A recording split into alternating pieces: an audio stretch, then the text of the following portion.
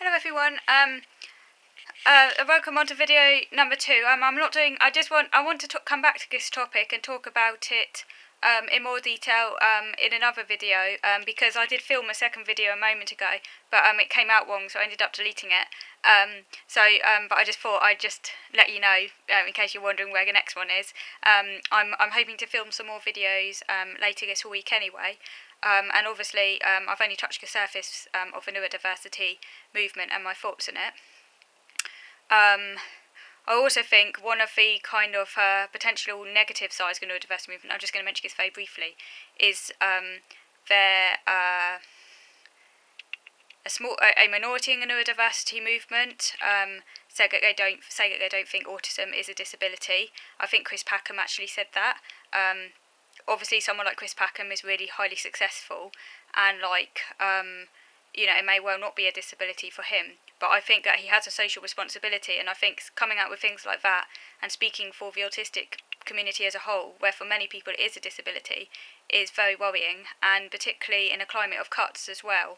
That is deeply worrying, and also the general dislike of the word disability, I think, should be queried, because I think there's a lot in culture that views disability as a negative thing. Certainly when I first heard about disability when I was a child, I assumed that disability was like just for those with physical problems, and I didn't realise that it included mental things and other. So there's a lot of misunderstanding and ignorance about what disability is in society, and I can understand why some people think maybe disability is something negative, or that they don't want to associate themselves with disability, because the word disability almost implies that you're somehow, you can't do anything. But that's I think that's more the interpretation people place on it, and that doesn't have to be the way it's interpreted.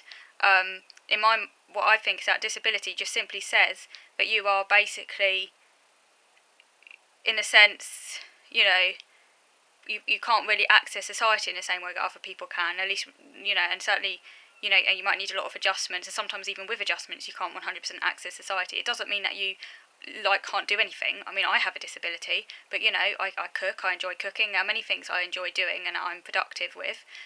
So disability it doesn't mean like your whole life is somehow kind of lesser than, or that you can't do everything. So I just think that there's a problem in the way disability is portrayed in society, but I think that the way some people in the neurodiversity movement kind of silence disability, or kind of treat it as some dirty word, is actually reactionary and could actually backfire. And again, it silences the experiences of people who actually do experience themselves as disabled. And the way maybe we just need to look at disability differently. And there's a whole history of a disability rights movement. So instead of trying to ignore the word disability and see it as somehow dirty, or wanting to distance ourselves from it, why doesn't the autism community align itself with the wider disability rights movement, instead of trying to see autism as somehow not a disability and as somehow separate, which again, it's such a big thing, and obviously for many autistic people it is a proper disability. I'm disabled, but obviously, there are others who are 10 times even more disabled than what I am. And for them, saying it's not a disability, I'm talking about those like autistics maybe who can't speak, or who also have learning disabilities and are 100% dependent on their carers. That's just a really massive, it's just completely wrong. So we should be very careful when we speak, and I think we should always remember that autism is a disability for many, and the minority of people who go on, who often the most vocal people who seize the limelight precisely because they are so vocal and have a platform, they really need to be socially responsible and just remember that it's, for many people, autism is a real disability. And I think we are seeing more and more autistic people now who are successful and stuff, because of the way, autism has, the whole notion of autism has changed and stuff. And while that's good on the one hand, because it makes autism more people could see autism more around them and stuff. It's not quite such a hidden thing anymore. I think the danger for when these really successful people speak about it is that they can send out the wrong message if they're not careful to remind people that autism can also be really, really disabling. And they do have that social responsibility precisely because they are so successful.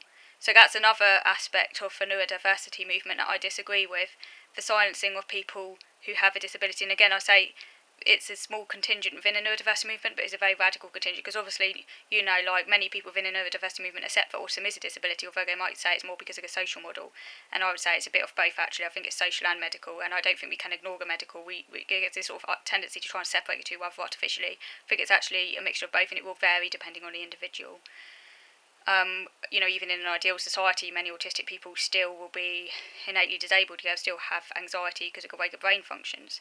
If that's a brain thing, yes, society can add layers of anxiety onto it. I function much better in some environments than in others, but there's still going to be an innate disadvantage there, and that's just a fact, for many people. But we just have to, and saying it's not a disability in the general, it's just kind of, I think in a way, quite reactionary, and can lay a door open potentially for people who actually do experience it as a disability to be silenced, or kind of made to feel like they're lesser than because they actually do experience it as a disability. So I just thought I would say that as well. Okay, so thank you for watching.